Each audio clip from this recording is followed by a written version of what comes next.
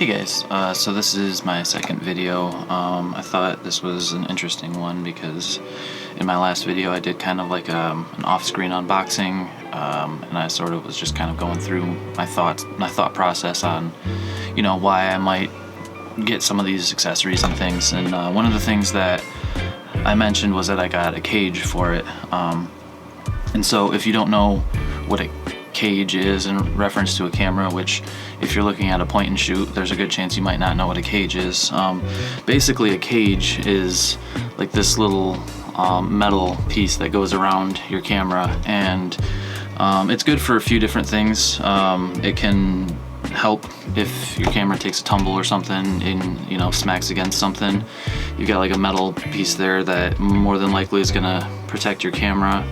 And it's also good because it gives you like these little mounting options here, so you can mount like a handle or, you know, another microphone or a light or whatever, you know, just options that you didn't necessarily have your with your camera to begin with. So I kind of go through this every time I get a camera, as like I look through all the cages, all the options, usually on Amazon, and there's a ton of them. And I usually try to go somewhere in the middle. I don't want to get like the absolute cheapest cage because it's probably not very, you know, probably not machined very well. And honestly, I want something that's going to protect my camera. On the other hand, usually when you're making a camera purchase, you're already spending a little bit more money than you wanted to. So you're trying to save a little bit of money here and there. So I got pretty much the cheapest. It's not the cheapest. So this cage for the ZV-1 will basically cover the entire thing. So it's the cheapest cage that I found that would cover the entire thing. There are others that just have like a base plate here, or just like an L, so like one side of the camera and then the bottom. And I wanted something that would cover at least 3 sides. This looks like it'll you know, it leaves the top open for your buttons and stuff like that, which is fine. But when I got it, I noticed very quickly that when I go to open in my default position, which is open and then flip the screen forward, I can't flip it forward. So in fact, if I want to open it at all, I've got to tilt it. So basically I have to open it up, then tilt it back, and then tilt it down, and I can only get it this far. I can't actually get it all the way out, which doesn't seem like a huge deal, but when you're used to, you know, having a feature like that, or that's your default, that's kind of annoying. And it honestly, it just rests in this little cold shoe mount here, and the screen is going to get damaged that way. You can already tell that that's not very good. So that was one major issue that I had here, is that you can't, the screen doesn't fully articulate with this particular cage. So the way that this particular cage mounts, by the way, this was a $30 cage. So this cage and I'd say 90% of the other cages that I saw have this mechanism where it clamps around the lens here. And then there's a little Allen key and you tighten it up and it's around the lens. The reason is because the bottom, when you hit the battery here, to open your battery, the door literally covers that little $1/4 there. And so they didn't want to have the attachment there, which I appreciate. That's, you know, that would be a huge downside if you couldn't even open the battery door. So having that on there is a good thing. The problem is that it's just clamped on to your lens. If there were to be some sort of tumble, or, you know, when the camera hits when the cage hits on something, it's going to absorb all of that blow onto the lens where the mounting point is. Now when mine came, this little washer rubber gasket thing here was loose. It was falling right off of it. So I don't know if that's just a quality control thing, but overall for $30 I wasn't super impressed. Honestly, usually on my cages I spend anywhere from $40 to $70 for a decent quality cage. So this one was a no brand, looks like The one was Easy Hood Cage for Sony ZV-1, made in China. So then I was immediately not very impressed by this cage, and so I started back on Amazon to see what else maybe I had missed, and I found this one by a brand called Weepoto. These names are horrible. This one is interesting. It has an interesting approach to mounting the camera.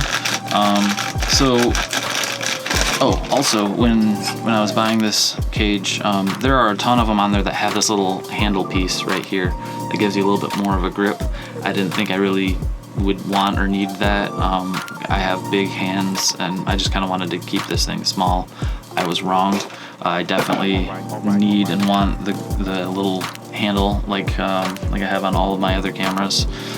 So this guy, the Weepoto one, was twice the price. This was $60. So when I was looking, this was actually the most expensive one that I saw. I don't know, you decide if $60 is expensive for something that's going to protect your camera. So here's the two, the cheapest versus the most expensive full camera cage on Amazon currently. So there's the sides. Well, all right, let's do it like this. That's the grip side. There's the front there.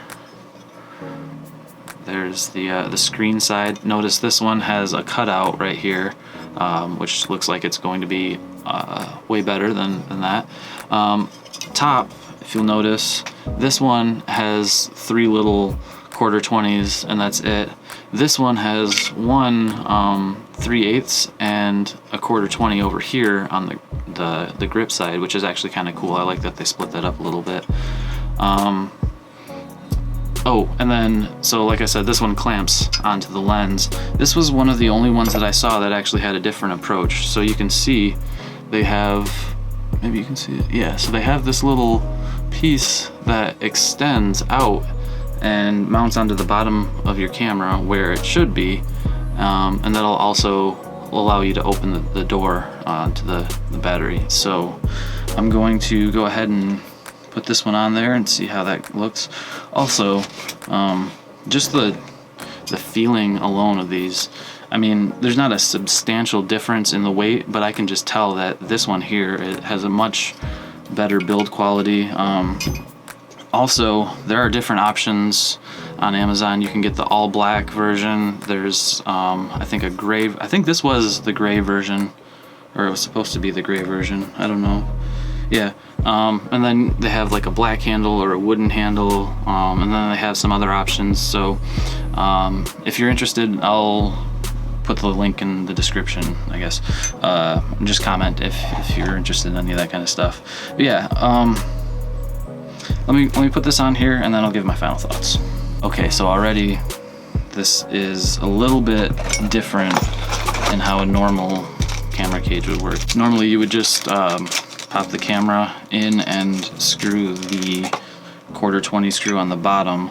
So this one, it seems that you have 2 screws. You have one screw that's holding this little piece in place in the cage, and then this piece screws onto your camera. So that's kind of an interesting setup. I think I like that. That seems pretty cool. Okay, so this is pretty cool. Okay, so that is attached to the bottom of the camera there, where it should be, and then this just slides right in like that. And then there's another screw, the one that I took out initially. And this is just a regular Phillips. Both of those are just regular Phillips screws, so that's nice. You don't have to have a specific Allen wrench or anything like that. So there it is. I like that a lot better, honestly. I think that's gonna be, well, let's do the final test here. Let's see. We get the screen.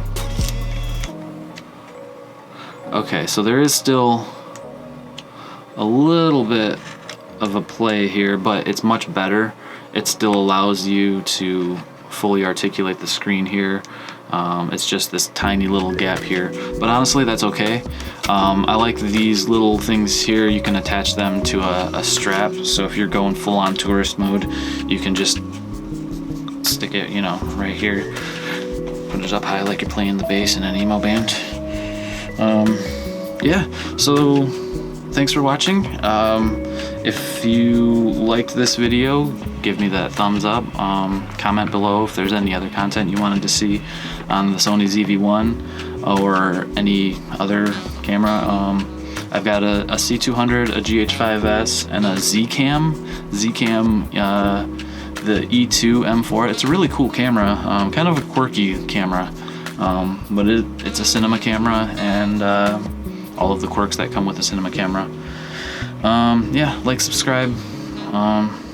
Thanks guys.